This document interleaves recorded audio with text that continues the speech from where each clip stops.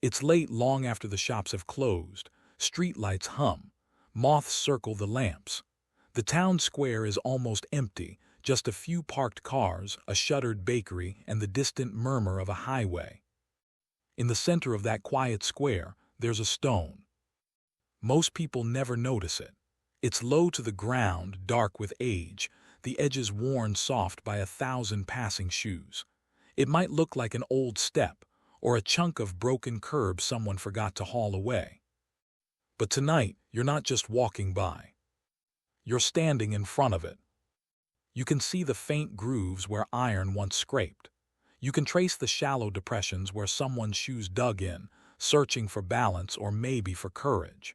Wind moves through the trees overhead, but the stone stays cold and still and heavy, like it's holding its breath. This is a slave auction block. You're standing inside the echo of a marketplace where human lives were weighed, probed, and priced. Right where you are, families were torn apart with the swing of a hand. Deals were closed with smiles and handshakes, laughter from buyers mixed with crying from the people on display. And for over a century, that sound has been buried under traffic, small talk, and silence. Tonight, we are going to listen. We're not just talking about history in the abstract. We're going to step behind the polite plaques and the polished tour, and down into the untold stories that cling to these blocks like blood that never fully washed away. We'll travel across time and space, to a quiet square in a forgotten town, to the crowded markets of New Orleans, to Richmond's trading district, to a muddy crossroads outside Natchez, and back to the sidewalks you might walk every day without a second thought. You'll meet people whose names never made it into textbooks, a boy forced onto the block for the first time, a woman groomed for the fancy market, a trader who kept a separate, secret ledger, a northern clerk who handled the paperwork but never saw the faces, a modern descendant who follows a paper trail back to the very stone she now stands on. Some of the stories you're about to hear were whispered in letters hidden inside walls, or buried in courthouse boxes that no one opened for 150 years.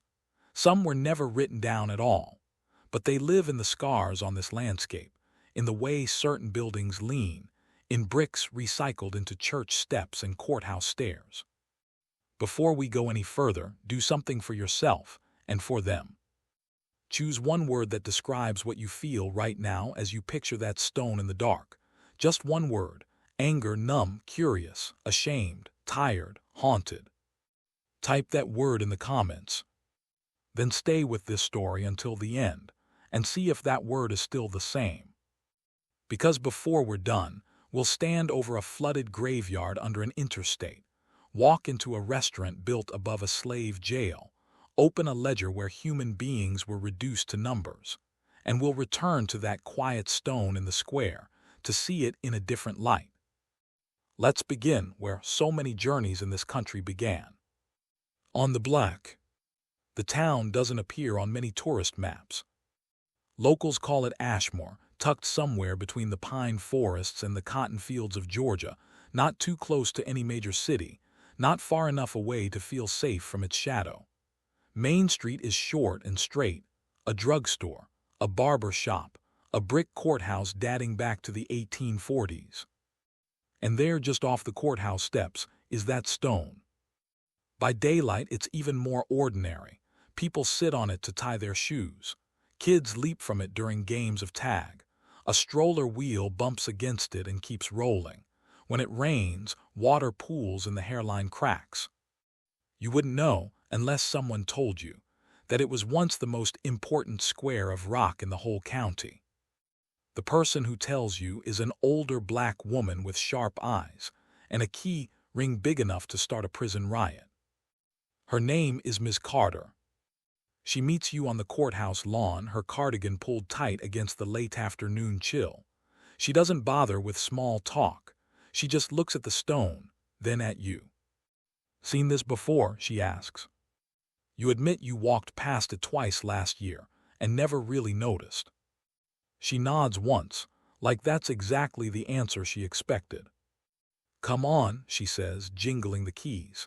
If you want to understand that block, you don't start out here. You start down below. Down below turns out to be the courthouse basement, a low-ceilinged maze of file cabinets, cardboard boxes, and the sour smell of old paper. Fluorescent lights buzz overhead. Dust floats in the air like lazy snow. Ms. Carter leads you to a metal shelf pushed up against a stone wall. County records, 1820 to 1865, she says, tapping a box with one knuckle. Bill of sales, deeds, tax rolls, all the work of building a civilized county. But what built this place wasn't just timber and nails. It was people. She pulls down a box, sets it on a metal table, and opens the lid. Inside, stacks of folded documents bound with rotting string. The ink has faded to a rusty brown. You can see the delicate script of a long-dead clerk, each letter a practice performance. Ms. Carter slips on cotton gloves and begins to sort.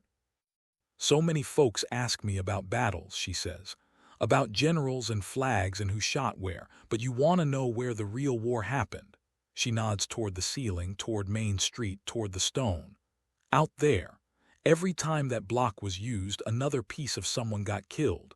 Not always their body, sometimes just their hope. She finds the sheet she's looking for and slides it toward you. Read that, she says. You lean over the paper. It's a bill of sale, dated October 18, 1837. Know all men by these presents that I, John T. Whitfield of the county of Ashmore and the state of Georgia, have bargained and sold unto Mr. Jacob R. Lattimore one Negro boy named Isaac, aged about 13 years, sound in mind and body, to have and to hold. The rest is boilerplate, legal phrasing, signatures, a wax seal, but the name clings to you. Isaac. No last name, no description of his face, his laugh, his fears, just sound in mind and body. 13. Pick up that folder, Ms. Carter says, pointing, the one with Whitfield's name on it. You do. Inside are more bills of sale, more names. Dinah 35, breeding woman. Samuel 40, field hand. Little Ruth 6, girl, child. All sold on the same day. You feel your chest tighten. Now look at this, she says, pulling out another sheet. This one is from a newspaper, an advertisement. Public auction, October 18 at the Courthouse Square in Ashmore. A prime lot of Negroes, men, women, and children, recently arrived from Virginia. Good stock, suitable for field and domestic service. She doesn't need to say it. You see it immediately. That day those names were tied to that stone out front. What we got upstairs, she says, tilting her head toward the ground above. That's where the hammer fell. Down here, she taps the paper. This is where the story survived. She pauses, like she's weighing whether to go on. Most folks don't want to imagine it, she finally says. But if you're going to tell this history right, you gotta go there. You gotta stand in the square and you gotta see it. And just like that, you're not in the basement anymore. You're in the square, but the year is 1837, and the air is thick with late summer heat. The courthouse is new then, red brick, gleaming white columns, the pride of the county. Wagons roll in from dusty roads. Planters in linen coats and straw hats tie off their horses, buttons straining over full bellies. Laughing, talking, spitting tobacco juice into the dirt. At the center of it all, the block looks almost proud. Freshly cut stone, edges sharp, the surface high enough that a grown man can stand on it and look others in the eye. Today, it will hold a boy. Isaac stands a few yards away in a rough wooden pen behind the courthouse. His wrists itch where rope chafed them during the trip from Virginia. His bare feet press into packed earth still damp from last night's rain. All around him are bodies. Men with shoulders like tree trunks, women with bobbies perched on their hips, children who cling to whatever familiar hand they can find in this sea of strangers. He's never seen so many people who look both like him and nothing like him. Dark skin, light skin, high cheekbones, broad noses, braided hair, shaved heads. Words he doesn't understand ripple through the crowd, snatches of languages stolen from across the ocean and mashed together until even grief sounds foreign. A woman to his left hums under her breath, a tune with no words, scratching gently at the back of a toddler's neck to calm him. An older man, his beard salted with gray, stares at the sky and whispers, "Lord, Lord, Lord," like if he stops saying the name, he'll disappear. Isaac's mother, Dinah, stands behind him, one hand on his shoulder. Her other hand rests on the smoothed-out curls of his little sister, Ruth, who keeps trying to twist away to see the world beyond the fence. "Stay still," Dinah tells them, not harsh, just firm. "Stay with me." She doesn't add the rest, "because if you move, I might lose you in the crowd even before they take you from me." Isaac's father, Samuel, had already been led away to another pen. "Men's stock," the trader called it, like they were sorting cattle and hogs. The trader's name is Mr. Barrow. He's a tall man with slick-back hair and a frock coat a little too tight in the shoulders. His boots shine. His teeth do, too, when he smiles, which is often today. Days like this are good days for him. He walks along the line, checking each body the way a carpenter checks lumber. He lifts a man's chin, looks at his teeth. He prods a woman's hip, feels the muscle in her thigh. He runs his fingers over the arms of boys like Isaac, testing for strength, checking for signs of recent whipping. Scars lower the price unless he can spin them as proof of discipline. When he stops in front of Dinah and her children, he frowns. "Woman," he says, "you look older than the papers say." Dinah looks past him, at the courthouse wall, at the scraps of blue sky. "Yes, sir," she says softly, "had a hard year." "Well, you're still strong enough," he mutters. "Girls young, good, boys near about prime. Open your mouth, boy." Isaac hesitates just a fraction of a second, and something like anger flashes in Barrow's eyes. "Now," he snaps. Isaac opens his mouth.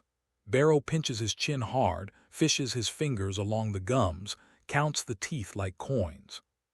He grunts, satisfied, and moves on. Dinah exhales a breath she didn't know she was holding. She has done everything she can, kept them from injury, tried to keep them from offending. She smoothed their hair that morning with spit and patience. She whispered words she learned from her mama long ago. "Don't let them see your fear. Don't let them see you break." But the truth is, she is already broken in ways she can't name. Across the square, white townspeople gather. Some came for business. Some came for spectacle. A few came because there's nothing else to do on auction day. Children tug at their fathers' sleeves, pointing, asking questions. Their fathers either hush them or answer with words like property, hands, and good investment. On the second-floor balcony of a building overlooking the square, a young white girl about 10 years old presses her nose against the railing. Her name is Eliza Whitfield, daughter of John T. Whitfield, the man whose name appears on that bill of sale in the courthouse basement almost 2 centuries later. She doesn't understand all of what she's seeing. She knows there are Negroes and whites. She knows her family owns some of the first and pays men like Mr. Barrow to find more. She also knows Mama doesn't like her watching auctions. "Unseemly," Mama always says, "not for young ladies." But Papa didn't say no this time. He just patted her head and said, "Stay out of the way." So she's here, eyes wide, watching. Mr. Barrow climbs onto the block. He turns to face the crowd, arms raised, voice booming like a preacher's. "Gentlemen," he calls out, "we have ourselves a fine lot today. Strong men, healthy women, boys and girls ready to work, all of them guaranteed sound unless otherwise noted." His words roll over the crowd, casual, practiced. "Let's start with the young buck," he says. "Bring up the boy Isaac." 2 assistants open the pen and motion roughly.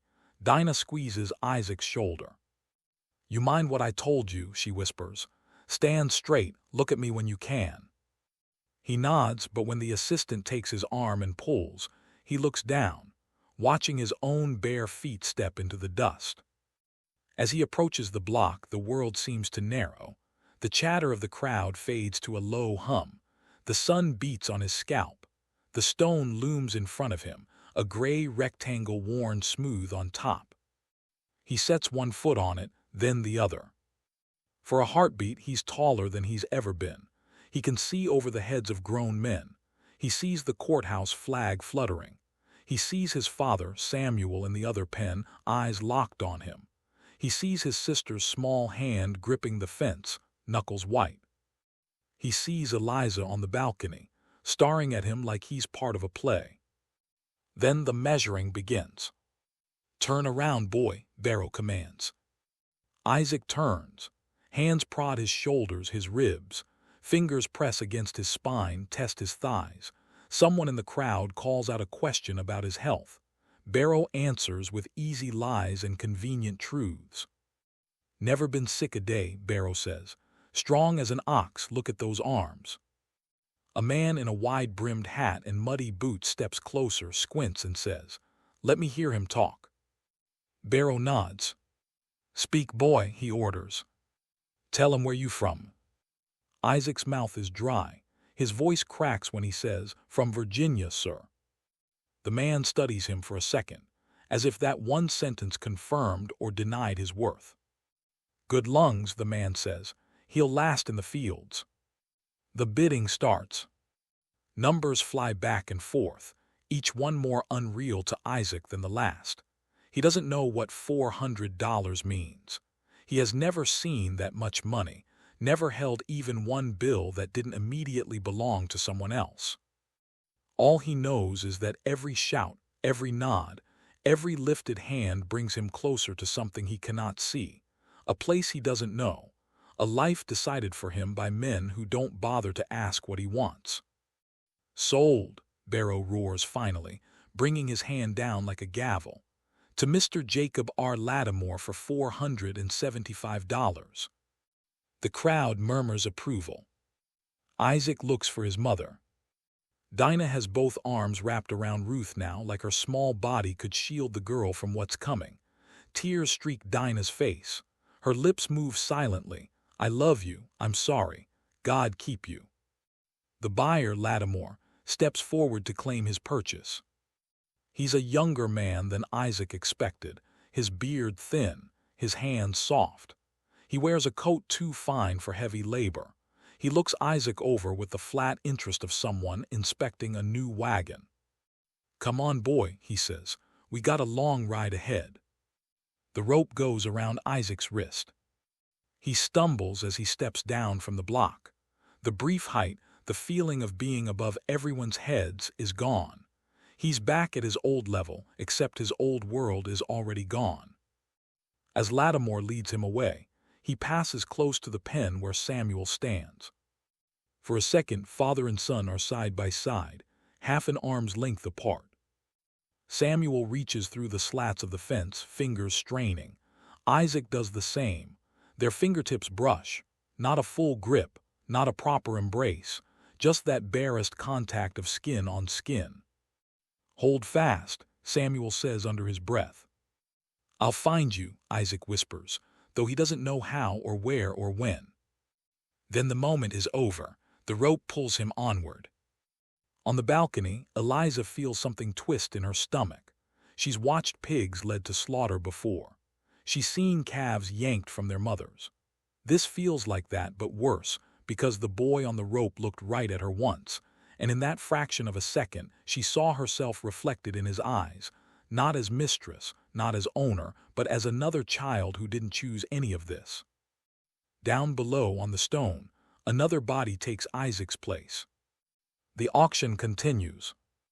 One by one, people are lifted up, measured, priced, and scattered like leaves in a storm. By sundown, the square has emptied. The traders haul away whoever didn't sell. The buyers load their new property onto wagons or march them down the road in small chained groups. Dust settles on the discarded ropes. The block, newly christened with tears and sweat, sits alone. Rain comes that night, slow and steady. It washes the day's dirt into the gutters. It seeps into the pores of the stone, carrying with it the salt of skin, the faint shadow of footprints. That's the day stamped on the paper in the courthouse basement below your feet. That's the day recorded as nothing more than a transaction. One Negro boy named Isaac, aged about 13 years. You blink. Ms. Carter is still standing across from you at the metal table, watching your face as you come back from wherever your imagination just took you. That block out there, she says. It saw all of that and more. Every time you walk past it and don't think about it, that's another layer of silence added on top. She closes the box, pulls off her gloves. You want to hear the untold stories behind slave auction blocks, she says quietly. You can't just study dates. You gotta understand the system that fed those stones. And Ashmore was just one feeder creek into a much bigger river. She locks the file room behind you and leads you back up into the light. In the square, life has resumed its 21st century rhythm. A teenager scrolls on his phone, leaning against a lamppost right beside the block. A pickup truck idles at the light. Somewhere, someone is playing music too loud, the bass rattling the shop windows. People think of slavery as fields, Ms. Carter says, gesturing at the block. Sunup to sundown, cotton and cane, but the beating heart of it all, it was right here, in the sale, in the deals. Blocks like this one fed whole cities. You think of Isaac, sold here and dragged down some dirt road. You think of the names on those papers. Then you think of other blocks in other cities under other feet. Where did all of them go, you ask? She gives you a long look. Some are still standing like this one, she says. Some were smashed. Some got turned into garden steps or porch stones. Some are built into fancy restaurants now or museums or sidewalks nobody questions. She pauses, then adds, if you really want to understand, go to the big markets. See what it looked like when human selling was a city's main business. New Orleans, Richmond, Natchez, places where an auction block wasn't just a stone in a square, it was an entire district. The wind picks up for a moment, swirling leaves around the base of the block. You reach out and rest your fingers lightly on the stone's cool surface. And for a heartbeat, you hear it. A low murmur, like distant voices. Not words exactly, just the sense of a crowd that never fully left. Then the sound is gone, swallowed by the honk of a horn and the buzz of a cicada. You pull your hand back. All right, you say, let's go to the market. New Orleans smells like heat. Even in the shade, the air is thick, part river, part sweat, part something sweet from a bakery 2 streets over. Tourists crowd the French Quarter, holding ice drinks, laughing on balconies draped with iron lace. If you didn't know, you might think this city's whole history was music and parades and beignets, dusted with powdered sugar. But if you turn off the main drag, away from the brass bands and jugglers, you can still feel the heartbeat of a different city. One where enslaved people once outnumbered the free, and where the trade in their bodies was as normal and as noisy as any modern stock exchange. You walk down Chartres Street, then toward Esplanade, away from the flashier storefronts. The crowd's thin. The buildings lean a little closer together, their shutters faded, their courtyards hidden behind high gates. You stop in front of a narrow, 2-story building, with pale yellow plaster and green doors. There's a small plaque by the entrance. It tells you that in the early 1800s, this building housed one of New Orleans's busiest slave markets. Men, women, and children were held in the warren of rooms behind this facade, cleaned up, improved, and brought out into a central showroom to be sold. You step inside. The air cools immediately. Stone floors, whitewashed walls. A long, empty central room stretches ahead, lit by tall windows. It doesn't look like much. It could be an art gallery or a modest event space. But the walls remember. A tour guide in a faded polo shirt finishes speaking to a small group near the doorway, pointing out where chains once hung, where benches used to stand. He mentions a viral documentary somebody might have seen, America's Brutal Slave Markets, and a few people nod, relief on their faces, as if recognition makes this easier. If you've seen that video, he says, you got a glimpse of what happened in places like this. But standing here, you can really feel the size of the operation. When his group drifts away, you move further inside, to a side door that leads into a smaller room. Here the ceiling is lower, the window is narrow, set high in the wall, the light is dim. There's a faint discoloration on the floor in one corner, like old stains that never totally came out. This is where they prepared the stock. Behind the polished image of the auction block, the grand gestures and shouted numbers, there was grinding, everyday labor, washing, cutting hair, oiling skin, forcing food into people whose bodies had been starved on the march. In a room like this about 2 centuries ago, a woman sits on a rough stool, her wrists raw, her feet swollen.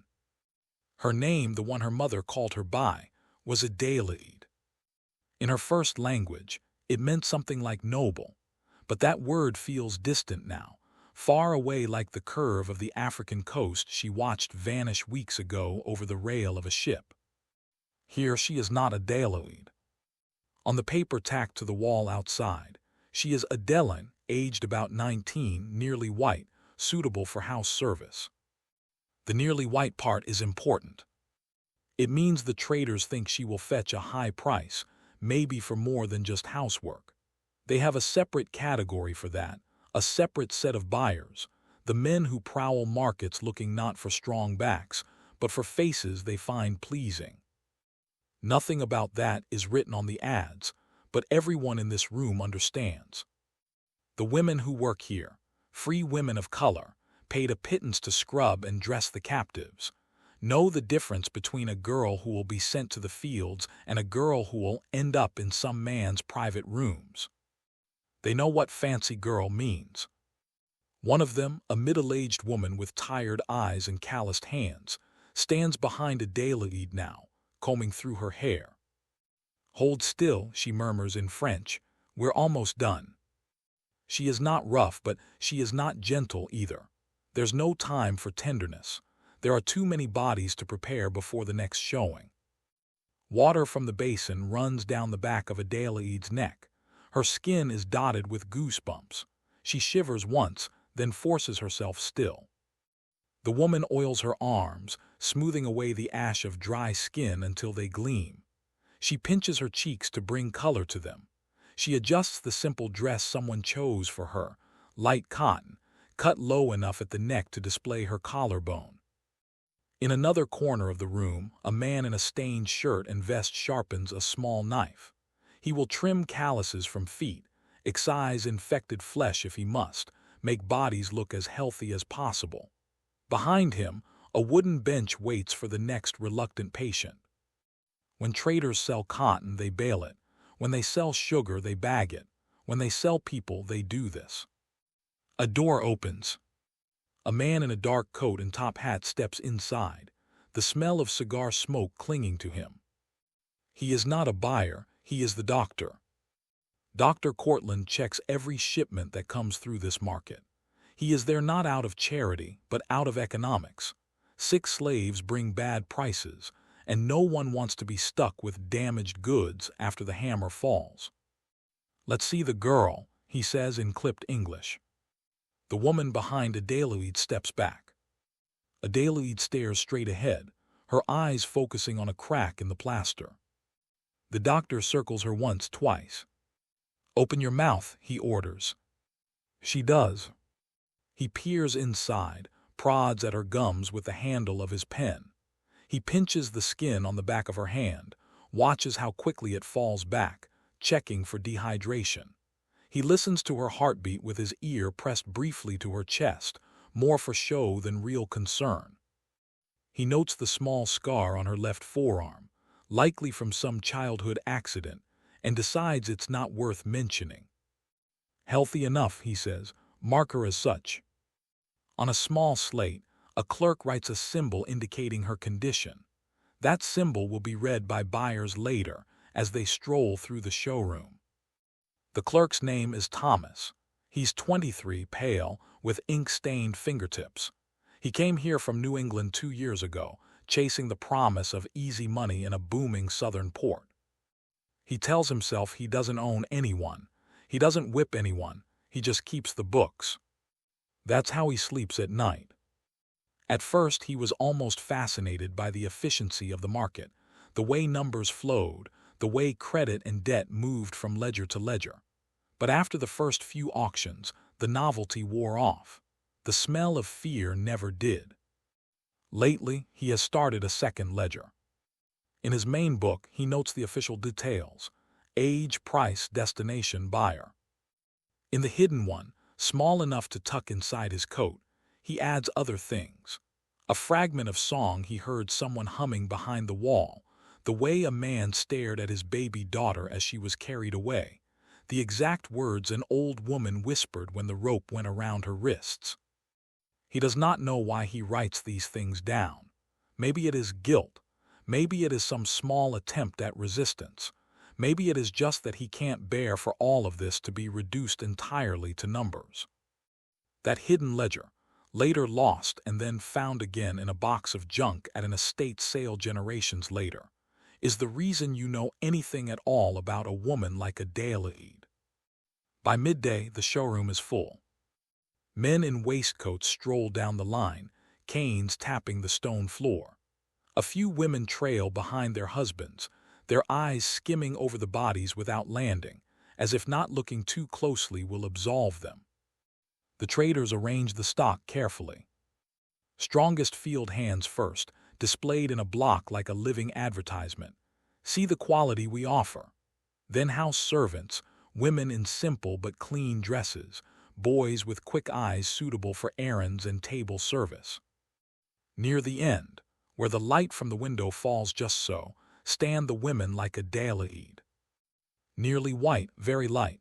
Good for the house, the chalkboard reads. Everyone in this room knows that house is a polite word. A buyer approaches. He is older, his face lined, his hair receding. He wears a gold ring that catches the light when he reaches out to tilt Adelaide's chin up. Pretty, he says to Barrow's partner, the New Orleans agent running this particular sale. What do you want for her?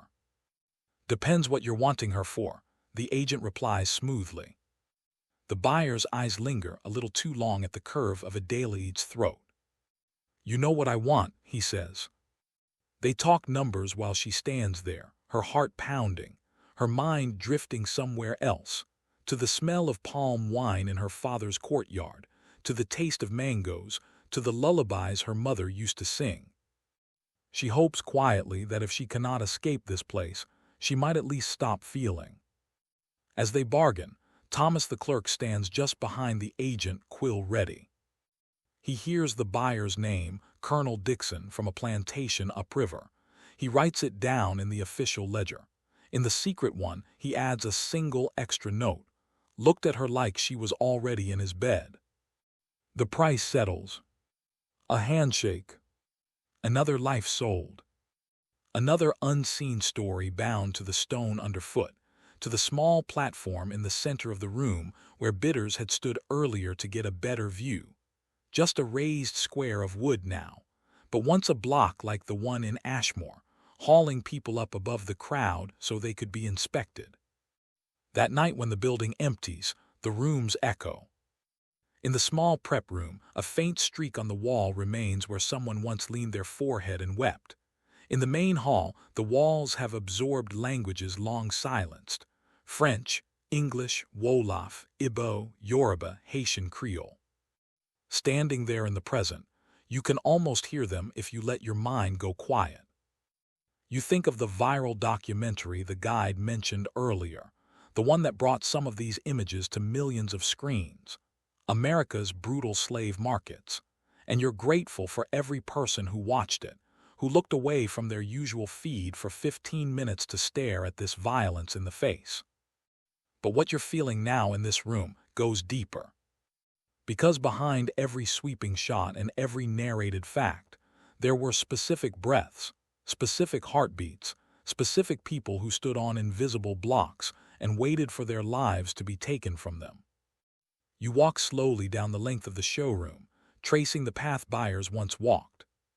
At the far end, a stairway leads down, under the building. The door is locked to the public, of course. Liability, safety, whatever reason the owners gave. But through a small window in the stairwell door, you can see stone steps curving into darkness. Those steps once led to holding cells.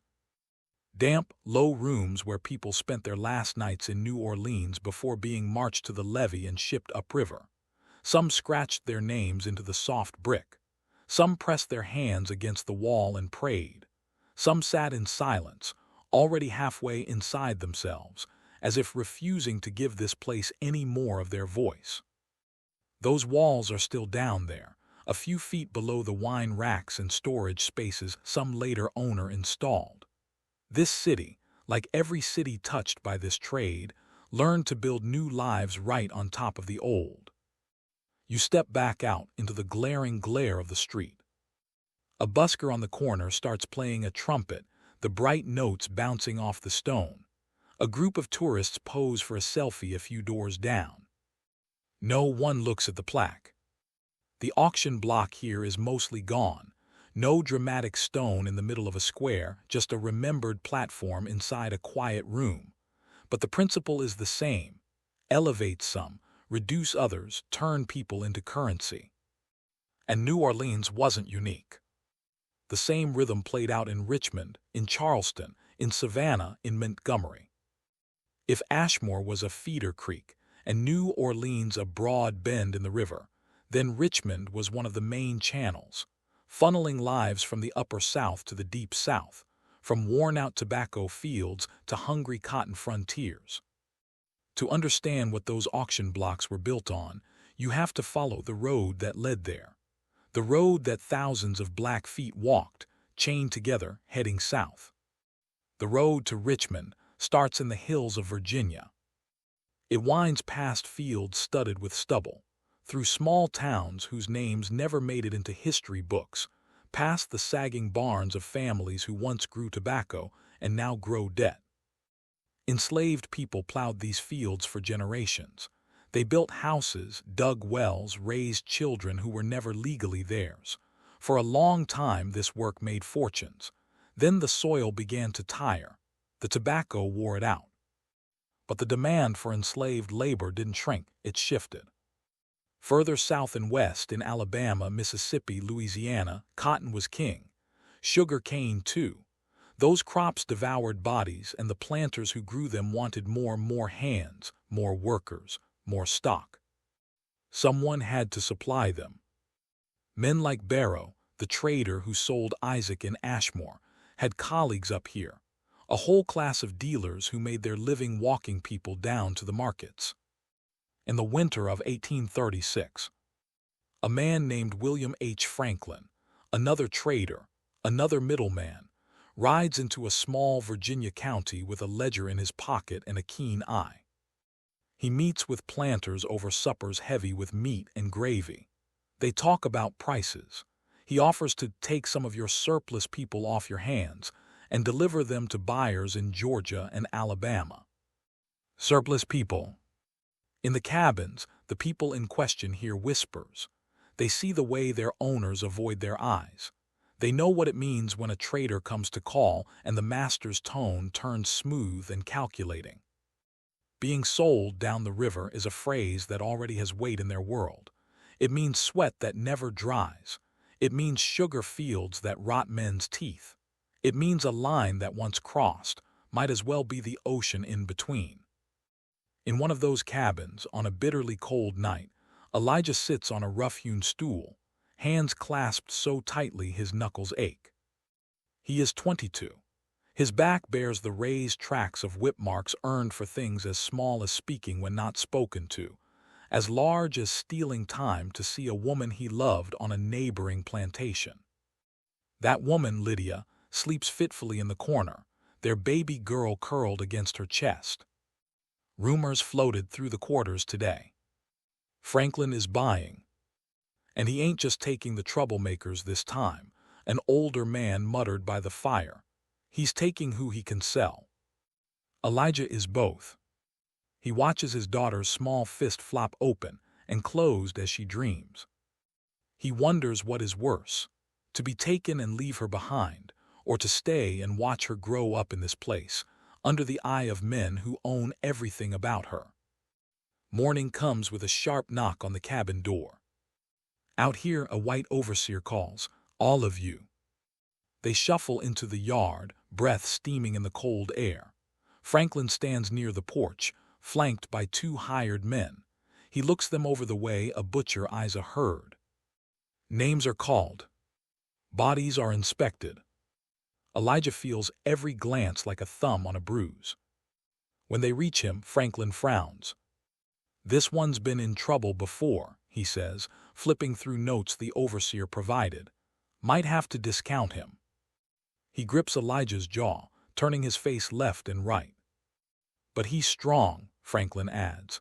"Take us 3 like him instead of 4 less likely ones, we got a deal." The planter hesitates, then nods. "Fine," he says. "You can have him, good riddance." Lydia reaches for Elijah's hand, but one of the hired men steps between them. "Women and children stay," he says. "Ain't buying them today." Her eyes fill with tears. "Please," she whispers, "please let him hold his baby." The overseer snorts. "Can hug all he wants on the road," he says, and laughs at his own joke. But maybe he's tired, or maybe even he feels something twist inside him, because he does let Elijah step forward and press his forehead against his daughter's for a brief, aching moment. "Remember me," he whispers, though he knows she won't, not really. Then they're moving. Within hours, Elijah is one of 50 people chained together in what traders call a coffle, iron collars or handcuffs linked by chains, bodies forced into line like beads on a string. They walk 20 miles a day, sometimes more, through snow, through mud, through sudden thaws that turn the road into a river of sludge. At night they sleep in rough camps, ringed by guards with guns. Sometimes they get cornbread and bacon, sometimes just meal and water. Always they get fear. The traders call them my gang, like some kind of traveling circus. In towns they pass through, white children gawk, pointing at the chains. Some laugh, some hide behind their mothers' skirts. Free black people, rare, scattered, watch from doorways with tight mouths, knowing they could be mistaken, seized, added to a chain with little question asked. On the 5th day, one of the older men in the coffle stumbles. His name is Moses. He is nearly 60, his beard white in patches, his breath short. He falls to his knees in the mud. "Get up," barks one of Franklin's men, yanking the chain. Moses tries, his legs shake. He manages to stand, takes 3 more steps, then collapses again. "Leave him," mutters another trader. "Can't leave him," Franklin snaps. "He's worth at least 100. "Worth?" The men argue in low voices while Moses gasps, the chain tugging at his wrists as the others are forced to stand still or be dragged down with him. In the end, they cut him loose. Not from the chain, from the cost. A pistol shot cracks across the winter air. The noise echoes against the bare trees. They drag Moses's body to the side of the road and kick some snow over it, like it's a bit of trash. "Move out," Franklin orders. "We're losing daylight." Elijah stares at the mound of scraped snow as they pass, committing the exact curve of the road to memory. He tells himself that if he ever comes back this way, he'll know where Moses lies. He knows, even as he thinks it, that he will likely never come back. By the time they reach Richmond, weeks later, several people are missing from the chain. They are gone not in the sense that they slipped away to freedom, but in the sense that their bodies couldn't keep walking, and the traders decided bullets were cheaper than lost profits. The rest shuffle into town, with blistered feet and haunted eyes. Richmond smells like smoke and iron.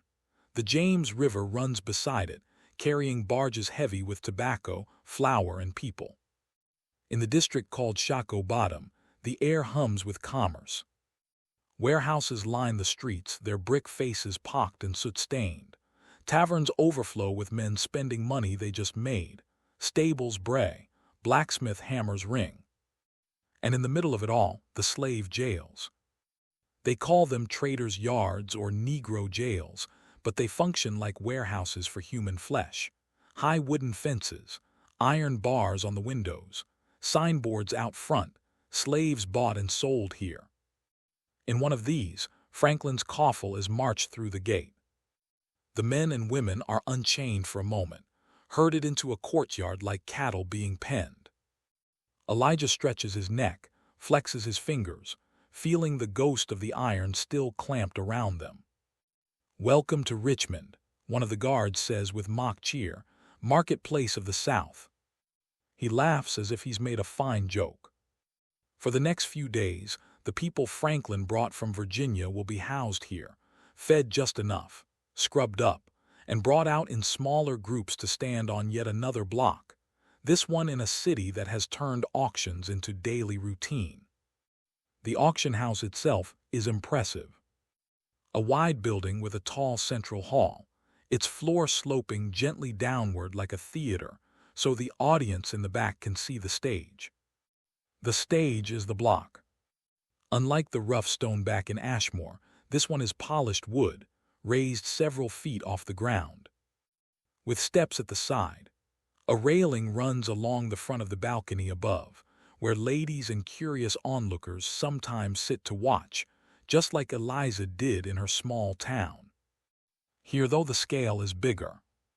On a busy day, dozens might be sold before lunch. The man who runs this house keeps immaculate records. He logs every sale in thick leather-bound volumes, date, seller, buyer, price. Occasionally he adds a note, good crop hand, trustworthy coachman, likely to run. He needs these records because the trade doesn't end with the hammer's fall. Complex webs of credit knit Richmond to New Orleans, to Natchez, to New York. Yes, New York. Hundreds of miles away on Wall Street, men in suits sign documents that ensure these human shipments. If a ship sinks, if a coffle is ambushed, if property is lost, someone expects to be made whole. They call it risk management. In a narrow office not far from Trinity Church, a clerk bends over a desk, copying the details of a policy into a ledger. His company insures cargo. Today's cargo happens to be 80 Negroes, male and female, valued at such and such. Tomorrow it will be barrels of rum, or crates of sugar, or bolts of cloth. To him, they are all lines on a page. He has never stood in Shockoe Bottom. He has never smelled that mix of fear and sweat. He has never watched a child cry for a mother being led away. He will die years later, in his bed, proud of a life spent in business, never fully understanding that his comfortable house and his children's schooling were paid for partly by premiums on human suffering. Back in Richmond, on the day Elijah is brought up for sale, the hall is crowded. Planters from as far south as Alabama jostle for space near the front. Local farmers, smaller buyers, linger near the back, hoping to pick up a bargain if someone doesn't sell at the first call. Elijah mounts the steps to the block. His legs are still sore, but he climbs with measured dignity. He doesn't know who will buy him, what land he will work next, whether he will ever hear Lydia's voice again. But he remembers Samuel's whispered words to Isaac, "Hold fast," that someone once passed on to someone else, like a seed carried in a pocket.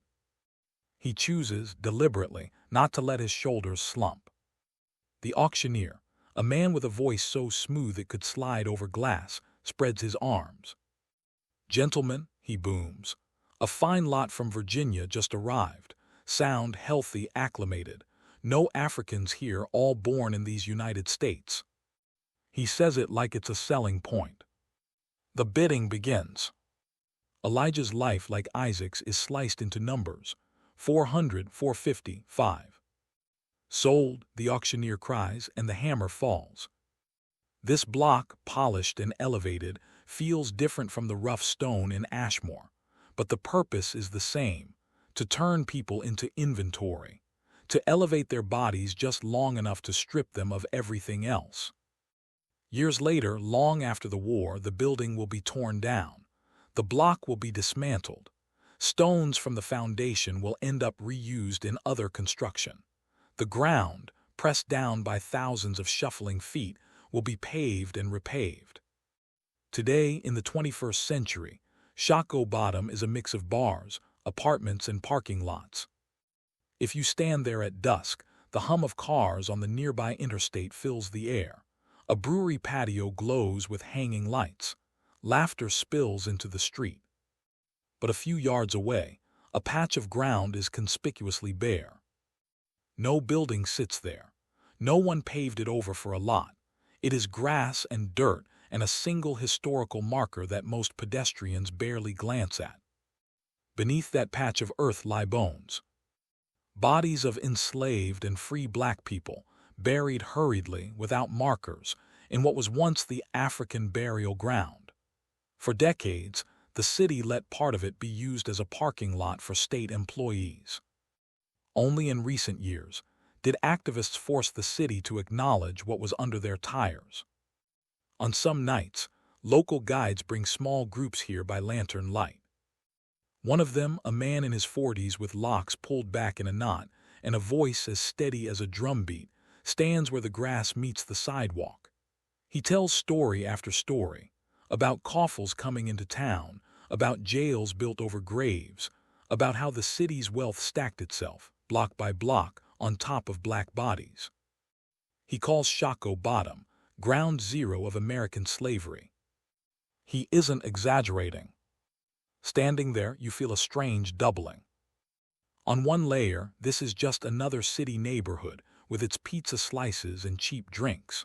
On another, deeper layer, this is an auction block without a visible stone, a place where the block expanded to fill the whole district, where every corner was part of the buying and selling. You think of Ashmore's solitary rock, of New Orleans's hidden platform, of Richmond's raised wooden stage. You think of all the places where the blocks have been removed, but the stories remain, pressed into the ground like fossils. And you start to understand that the untold stories behind slave auction blocks are not just about who stood on them, but about what happened after, the long, echoing consequences that still shape highways, banks, neighborhoods. Which brings you further south and west, down the river system that once carried so much cotton and so many people, to a crossroads outside a town called Natchez. There, on a muddy piece of ground, was one of the most notorious slave markets in the Deep South. They called it Forks of the Road. Forks of the Road was never beautiful. Even when it was in full operation, it was mostly mud and wooden pens, flies and shouting. It sat at the junction of two key roads, just outside Natchez, Mississippi, because that was where the traffic was. People brought from Virginia and Maryland could be marched here, and then dispersed to plantations throughout the lower Mississippi Valley. In the 1840s and 1850s, traders sometimes sold hundreds of people a week at this crossroads. Imagine that. Every week, another Ashmore, another Richmond, another New Orleans, all condensed into a muddy field ringed with rough-hewn fences. On a swollen summer morning in 1853, a wagon rattles into the market, its boards creaking under the weight of the people crowded in the back. Among them is a woman named Mary Ann. She is maybe 30, but the set of her mouth makes her look older. Her hands are calloused. Her forearms are roped with muscle from years of cutting cane and chopping wood. Beside her, clinging to the hem of her skirt, are her two sons, Joshua and Ben, ages 8 and 5. They were sold once already, as a package, woman with 2 boy children, to a man who thought he could make good use of them on a small Louisiana plantation. He was wrong. Mary Ann has a stubborn streak that survived whippings, hunger, and grief. She will work. But she will not let anyone lay a hand on her boys without resistance. She has teeth. She has nails. She has a voice that can cut like a knife when she wants it to. The last time the overseer tried to correct Joshua for dropping a bundle of cane, she stepped in front of him and told the overseer, clear enough for everyone to hear, "You lay that switch on my child, and you might find yourself waking in the dark of night with it around your own neck." The overseer had laughed. Then he beat her so hard she couldn't stand up straight for 3 days. The planter decided she was too much trouble, so he sold her and the boys down to the traders, not separately, not yet. In the back of the wagon, pressed against strangers' shoulders, Mary Ann counts every turn the cart makes. Left at the sycamore with the broken branch, right at the fork with the big stone. Her mind is a map, even as her future narrows. They arrive at forks of the road, just as the day's heat begins to thicken. The market is a hive. Traders in dusty coats stand by their pens, calling out to passing buyers, "Fresh from Virginia. Good sugar hands here. No runaways in this lot, I swear to you." Some of the penned people stand, some slump against the rails, some sit on the hard ground with their backs to the fence, eyes half closed. The air buzzes with flies. Mary Ann and her boys are hustled into a small wooden enclosure, barely more than a square of vertical planks. A tarred roof keeps off some of the sun but traps the heat. When the gate slams shut, Joshua starts to cry, a thin, wavering sound. Mary Ann crouches down. "No tears," she says sharply. "Not here, not where they can see and use it." He bites his lip and nods. She smooths his hair, then bends, straightening their ragged shirts as best she can. She has one goal: keep her children with her. She'd heard stories in the quarters, mothers and children separated, husbands sold away, people scattered like seed on the wind. She'd always thought in some quiet corner of her mind that maybe her stubbornness would protect her family, that if she fought hard enough, yelled loud enough, someone would think twice about crossing her. At forks of the road, she realizes the awful simplicity of the math. Children sell well separately too. The trader who owns them now, a man named Silas Grady, leans on the fence, arms folded, chewing a piece of straw. He glances at Mary Ann and her boys like a gambler assessing his hand. "Woman and 2 boys," he muses, "could sell together if someone wants that kind of responsibility, or break 'em up and make more overall." He shrugs. "Depends what the buyers feel like today." Mary Ann hears every word. She wants to leap at him, claws out. She wants to say, "You will not." She wants to make this pen crack and fall and walk away with her sons down the road, past the sycamore, past the fork. Instead, she sits very still. Her face becomes a mask. She speaks softly, only to the boys. "When they call us out," she says, voice low, "you hold my dress, both of you, you do not let go." They nod, serious. A bell clangs. The day's auction is about to start. Buyers drift toward the central area where the block, a rough wooden platform this time, not as formal as Richmond's stage, waits under the high, hazy sky. Grady opens the pen. "Come on," he barks, "on your feet." The boys grab Mary Ann's dress. They shuffle out together. When they reach the base of the steps, a guard reaches for Joshua's arm, trying to guide him separately onto the block. Mary Ann's fingers clamp down on his shoulder. "He goes where I go," she says. The guard snorts. "Not up to you, woman," he says, "hands off." He pries her fingers loose. Joshua's eyes go wide. "Ma," he starts to say, but the word gets cut in half as he's pulled up the steps. Mary Ann lunges. 2 men block her, pushing her back with practiced ease. One grabs Ben just in case. She feels something tear, maybe her dress, maybe something inside her. On the block, Joshua stands alone.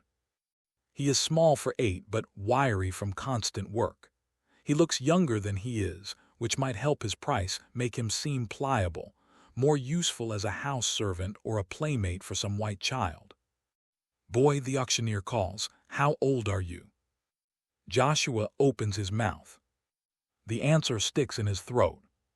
He scans the crowd for his mother, but the faces blur. The sunlight is too bright.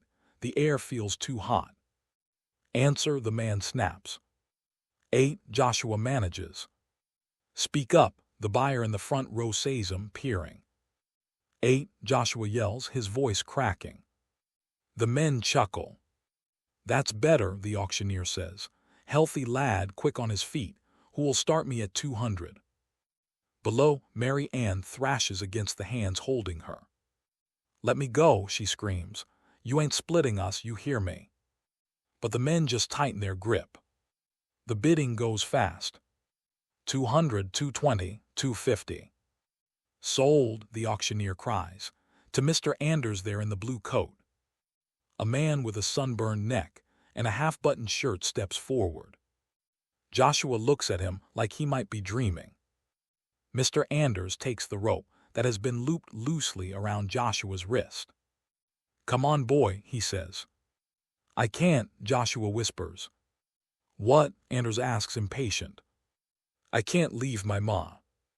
Anders sighs, then bends over, lowering his voice so only Joshua can hear. Listen, he says, you ain't got a choice. You're mine now. Your mom'll go to someone else. Best thing you can do for her is not get yourself beat to death.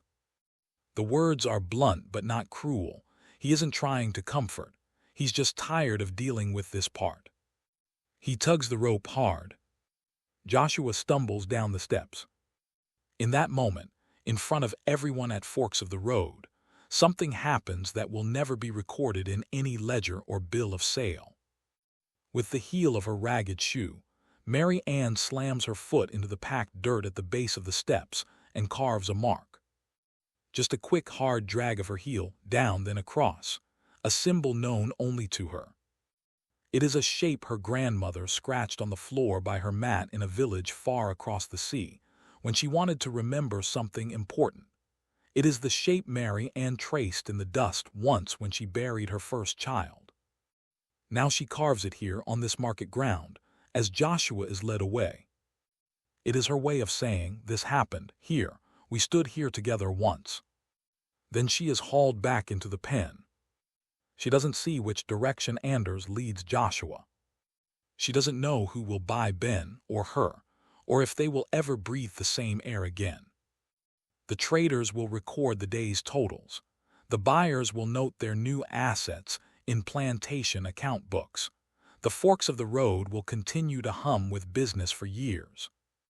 But that mark in the dirt, that tiny act of carving memory into the ground, will wash away with the next rain. Or so it seems.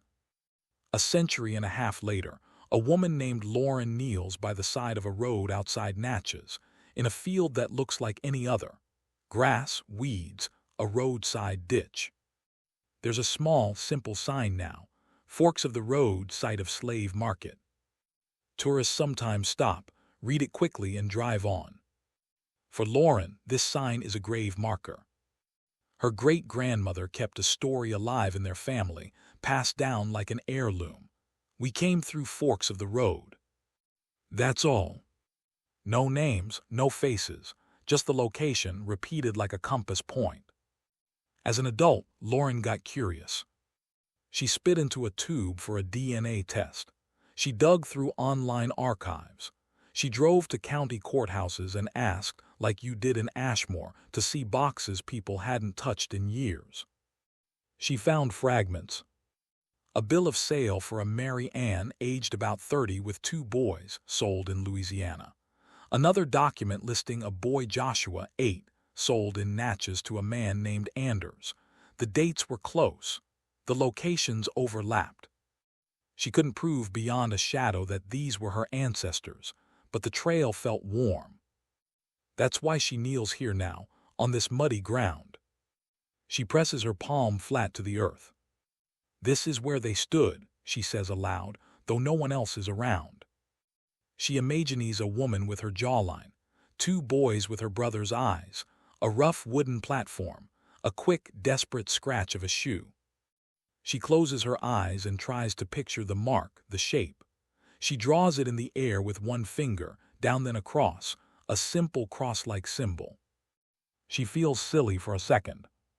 Then the wind shifts. For a moment the hum of faraway traffic fades. She hears only rustling grass, a crow calling from a fence post. She feels a weight behind her, not heavy, not frightening, just present. "Y'all were here," she whispers. "I'm here now, I see you." Tears blur her vision. They drip onto the dirt. She doesn't know, can't know, if they fall anywhere near where Mary Ann's shoe scraped that mark. The exact spot is long gone, eroded, mixed with dust and gravel. But in that moment, time collapses a little. Forks of the Road is no longer just a historical site on a marker. It is a place of living connection, where a woman retells an unwritten story back to the ground that held it. Lauren isn't the only one doing this. Across the South, across the nation, descendants and strangers alike are hunting for the traces of auction blocks, of markets, of jails. They are turning parking lots back into burial grounds, sidewalks back into storylines. Sometimes, they discover something startling, that the stones they've walked over their whole lives are literally the same stones that once held chains. Which brings us back, in a looping path, to Ashmore. Because while you've been traveling to New Orleans, to Richmond, to Natchez, Miss Carter has been doing her own digging. In the weeks after your visit, she pulls more boxes from the courthouse basement. She pores over old payroll lists from road construction in the 1890s. She flips through brittle photographs from the early 20th century, squinting at the background more than the smiling faces in the foreground. She starts to see a pattern. The auction block has been in Ashmore Square for as long as anyone remembers. Some old-timers say their granddaddies remembered it being moved, just a bit, when the city put in a new fountain. That's why it sits slightly off-center now. But the records show something else.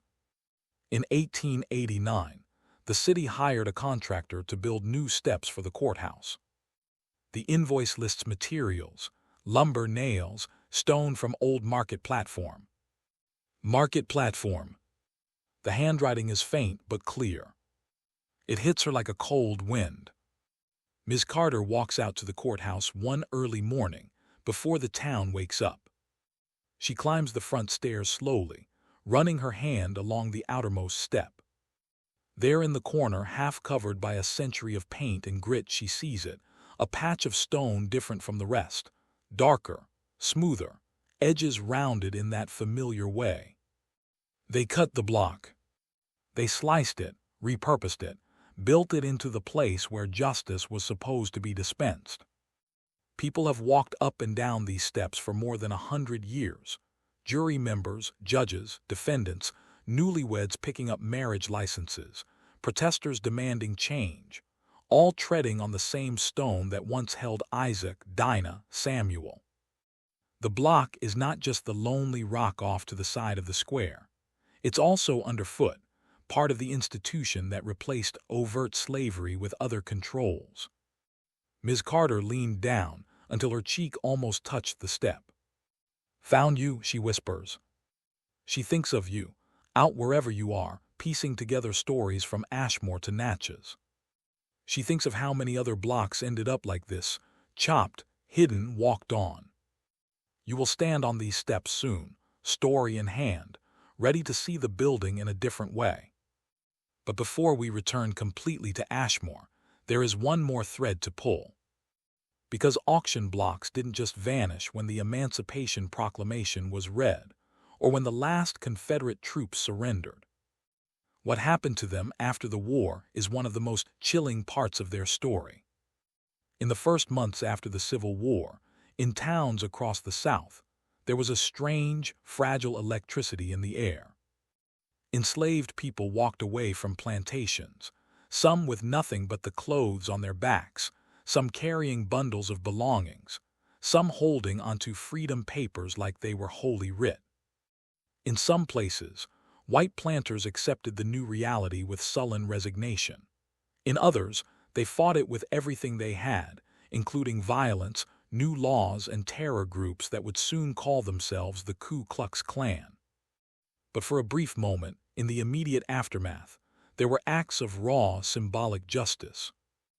In a city in Alabama, a group of newly freed men marched to the old slave auction block in the town square, tied ropes around it, and hauled it down. They smashed it with hammers until it was rubble, then threw the pieces into the river. In a Mississippi courthouse, a black Union soldier sat on the block, smoking a pipe, his blue uniform bright against the gray stone. A white photographer captured the scene, mostly to show the irony, never realizing it would become a quiet monument in its own right. In New Orleans, rumors spread of a crowd gathering in one of the slave markets, people shouting, "Tear it down, tear it all down." Some blocks fell.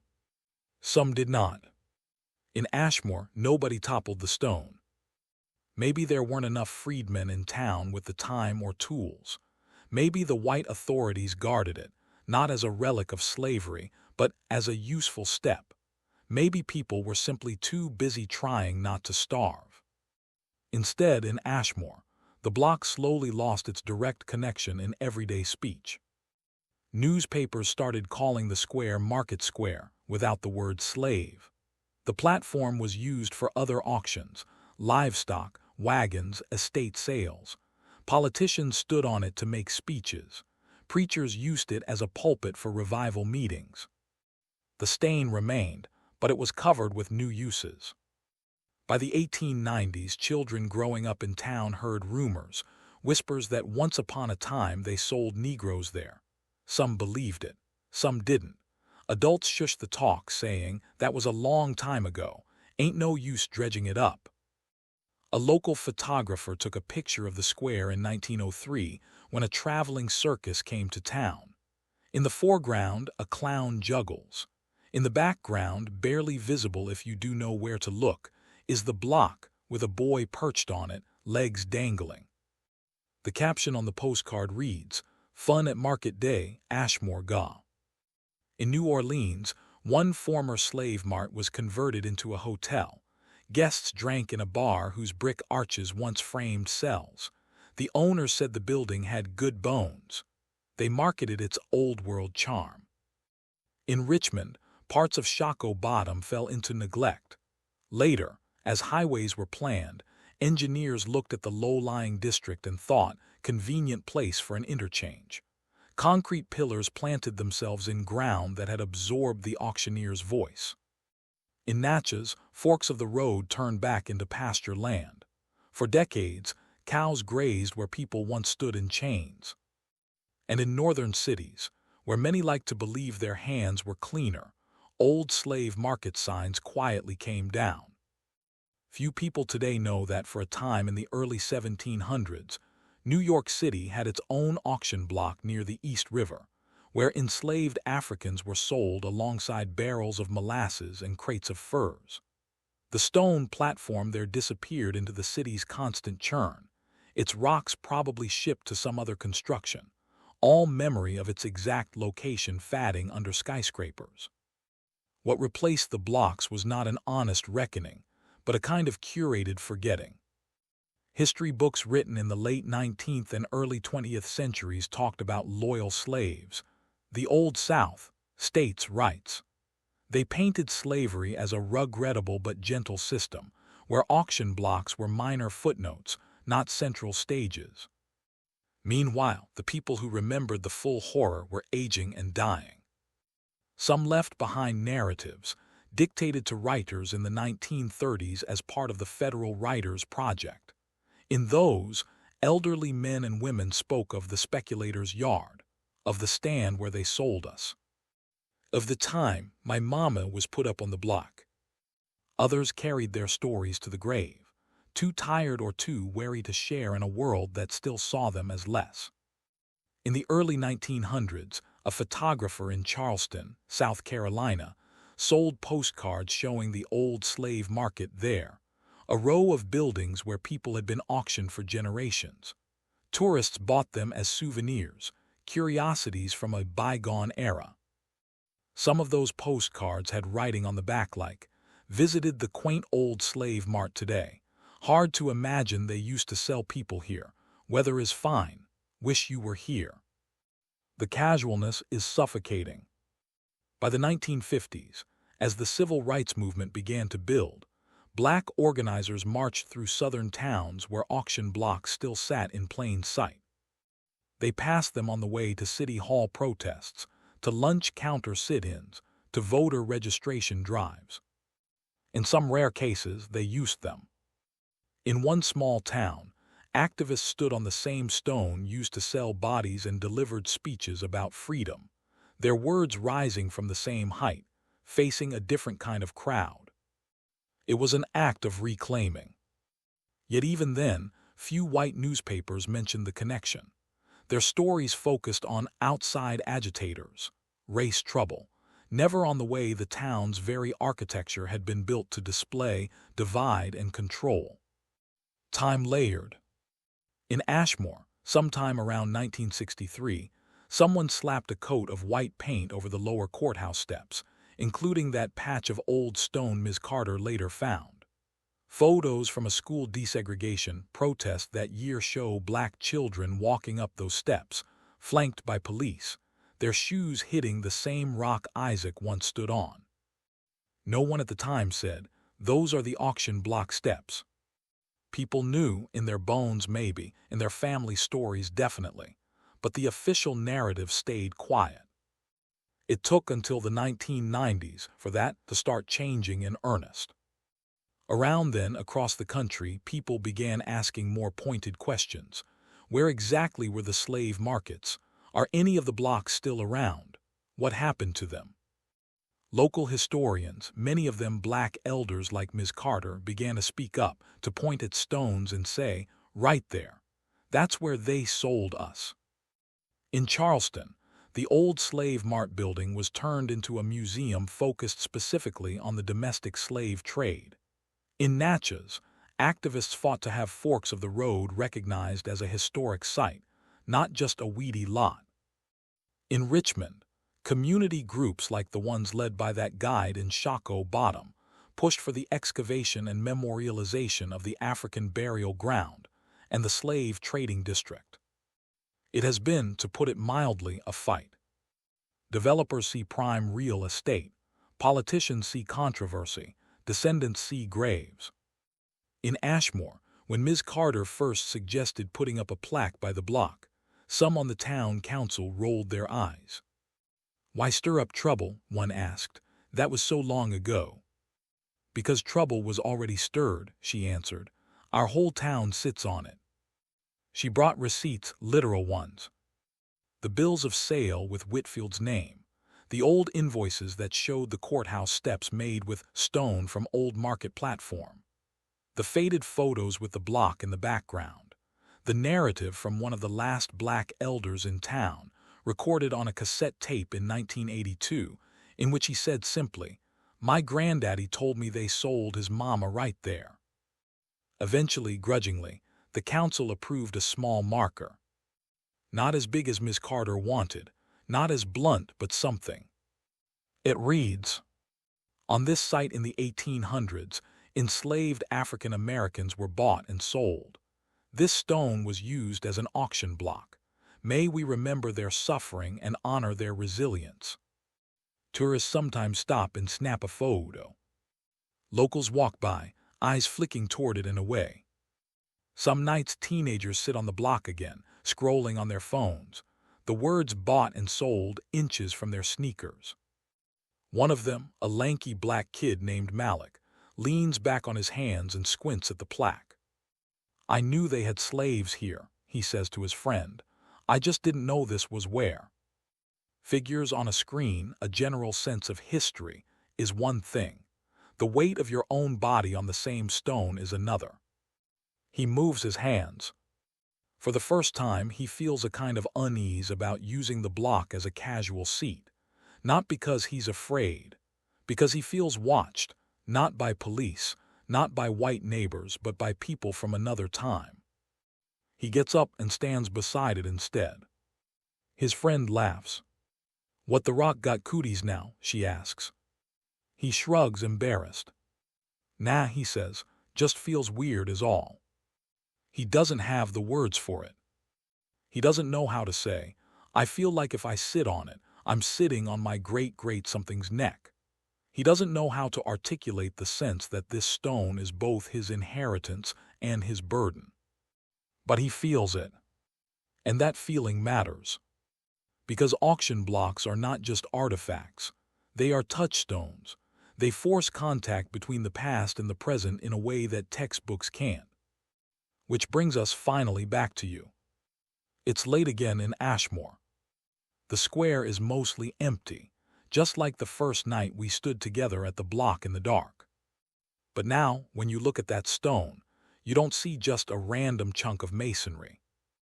You see Isaac balancing on its surface, trying not to tremble. You see Dinah reaching for him. You see Samuel's fingers brushing his sons through the fence.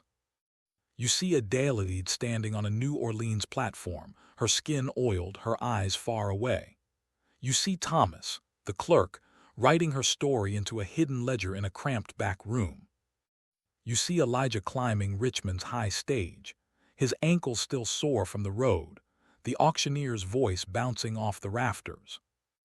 You see Mary Ann at Forks of the Road, her foot carving a secret mark into the dirt that rain later erased, but Lauren's palm somehow found a century and a half later. You see blocks smashed in Reconstruction joy, blocks turned into courthouse steps, blocks turned into tourist curios, blocks turned into ghost stories that still flutter at the edges of small-town conversations. You circle the stone slowly. The courthouse looms beside you, its outer stairs paling slightly where Ms. Carter found that old slab mixed among the newer materials. You climb those steps now, running your fingers along the cool edge of the one that used to be part of the block. Your hand rests on it. You think of how many verdicts were read on this porch, while the past slept under everyone's feet. Ms. Carter joins you, her shoes soft on the stone. Feels different now, doesn't it? She says. You nod. I keep thinking about how many people walk here every day and don't know, you say. Some don't want to know, she replies. They figure what's done is done, they say. I didn't own nobody. My folks were poor too. She looks out over the square. But this isn't about blame for the sake of blame, she adds. It's about understanding the ground we're standing on. You can't fix what's wrong today if you don't know how it got built. She gestures at the block. That rock has seen more truth than most history books, she says. But rocks don't talk on their own. People do, or they stay quiet. A car slows as it passes the square, the driver glancing toward you two on the steps. Then it rolls on. You think folks are ready to hear it, you ask. She smiles, a little tired, a little hopeful. Some are, she says.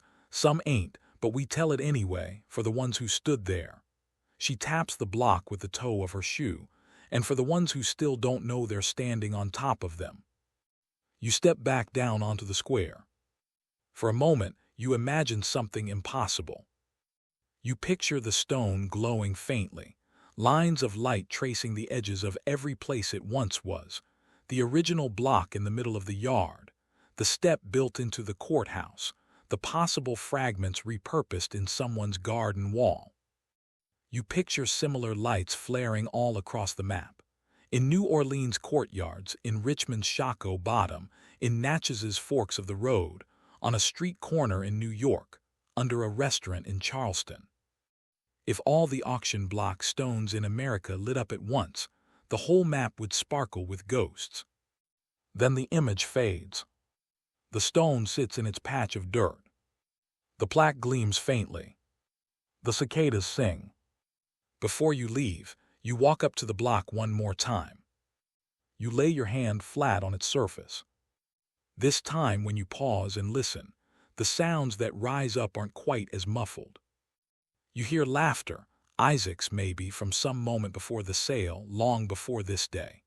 You hear a song, one of the tunes hummed in the New Orleans prep room, the melody braided from Africa and America both.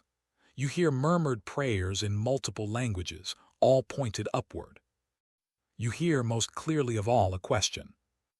Now that you know, what will you do with it? You pull your hand away. The history you've just walked through can't be undone. It can't be fixed with one law or one apology or one plaque. It is baked into mortgages, highways, school district lines, prisons, neighborhood wealth and poverty.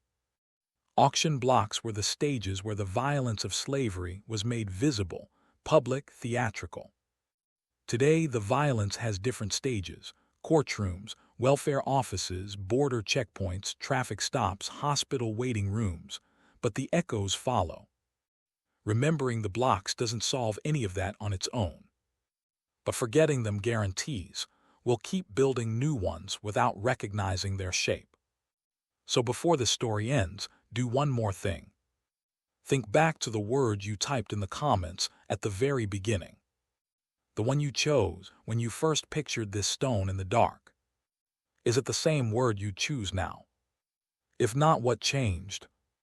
That shift, the movement from one feeling to another, from curious to angry, from numb to awake, from ashamed to determined, is part of what it means to really look at dark history, not as distant horror but as living inheritance. Auction blocks once existed to raise some people above others, literally and figuratively. Telling their untold stories tears those platforms down in another way. It levels the gaze. It forces us to stop looking away. It lets the people who stood there voiceless speak again through documents, through stones, through us. If this journey left you with questions, or with a weight you don't quite know where to put, you're not alone. Use that weight. Ask where the blocks were in your city, in your state. Ask what buildings stand where jails once did. Ask whose names are etched into ledgers in basements like the one in Ashmore. And if you want to keep walking into the places where America buries its hardest truths, into the graveyards under parking lots, the secrets inside old mansions, the whispered histories behind our everyday streets, stay close. There are more sanctified secrets waiting in the dark. Join us here on Sanctified Secrets for more journeys into the hidden corners of true crime, dark history, and the mysteries that still shape our lives. Like this video if you want more stories that don't flinch away from the hard parts. Subscribe to Sanctified Secrets so you don't miss what's coming next. And before you go, drop that new word in the comments, the one you're feeling now. Let the stones know you heard them.